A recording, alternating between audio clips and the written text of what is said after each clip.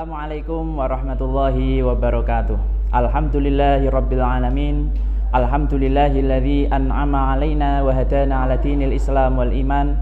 Alhamdulillah ala kulli halin wa ni'mah fi kulli yaumin wa lailah alfi marrah la haula wala quwwata illa billah. Allahumma shalli wa sallim wa barik ala sayyidina Muhammad al-Fatihi lima ughliq wal khatimi lima sabaq.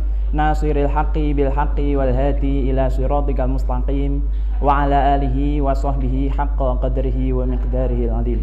Rabbi shrah li sadri wa yassir li amri wahlul 'uqdatam min lisani yafqahu qawli. Allahumma iftah lana futuhal arifin. Allahumma iftah lana futuhal arifin. Allahumma iftah lana futuhal arifin.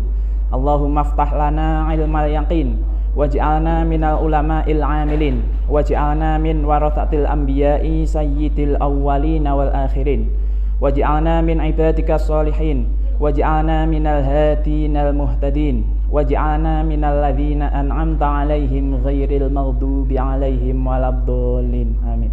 Waj'alna min awliyaika wa ahli ta'atika birahmatika ya arhamar rahimin ya arhamar rahimin ya arhamar rahimin. Wa sallallahu ala sayyidina Muhammadin nabiyil ummi wa ala alihi wa sahbihi wa baraka wa salam walhamdulillahi rabbil alamin. Anak-anakku sekalian, marilah kita awali pelajaran kita pada hari ini dengan bersama-sama berniat. Semoga kita semuanya mendapatkan ridho dari Allah Subhanahu wa ta'ala. Bismillahirrahmanirrahim. Nawaitu ta'allum wa ta'lim wa tadhakkur wa tadhkir wa naf'a wal intifa' wal ifadata wal istifadah wal hatha ala tamassuki bi kitabillah wa sunnati rasulillah sallallahu alaihi wasallam wa du'a ilal huda wa dalalata alal khair wa ibtigha'a liwajhillah wa mardatihi wa qurbihi wa thawabihi subhanahu wa ta'ala walhamdulillahi rabbil alamin. Anak-anakku sekalian, peserta belajar praktek ibadah kelas 10 rahimakumullah, marilah kita semuanya memanjatkan puji dan syukur kehadirat Allah Subhanahu wa ta'ala. Sholawat serta salam semoga selalu tercurahkan kepada Rasulullah Muhammad sallallahu alaihi wasallam. Anak-anakku sekalian, insya Allah satu semester ke depan kalian akan mendapatkan materi praktek ibadah dari kami. Seperti yang sudah saya perkenalkan di depan, nama saya Pak Kanzul, Muhammad Kanzul Firdaus, biasa dipanggil Pak Kanzul. Insya Allah di kelas 10 ini kita akan mempelajari materi praktek ibadah sesuai yang diajarkan di kitab-kitab fikih ibadah, yaitu dimulai dari bab toharoh, kemudian disusul dengan bab sholat. Untuk akhir pelajaran nanti kita juga akan mempelajari zikir-zikir setelah sholat dan juga doa-doa setelah sholat. Untuk itu anak-anakku sekalian, marilah bersemangat untuk belajar praktek ibadah. Tujuan belajar kita semata-mata untuk mencari ridhonya Allah Subhanahu wa ta'ala. Karena kita semuanya hambanya Allah Subhanahu wa ta'ala, kita semuanya mengabdi kepada Allah, beribadah kepada Allah, dan pengabdian kita, ibadah kita tidak akan diterima oleh Allah Subhanahu wa ta'ala apabila tidak didasari dengan ilmu. Untuk itu marilah kita dasari ibadah kita dengan ilmu. Dengan belajar praktek ibadah berarti kita telah mendasari ibadah kita dengan ilmu. Semoga semua amal ibadah kita diterima oleh Allah Subhanahu wa ta'ala. Anak-anakku sekalian, salah satu kriteria orang dicatat sebagai orang yang baik oleh Allah Subhanahu wa ta'ala itu adalah difahamkan dalam perkara agama. Untuk itu marilah kita bersemangat belajar praktek ibadah. Semoga kita semuanya tercatat sebagai orang-orang yang baik di mata Allah Subhanahu wa ta'ala.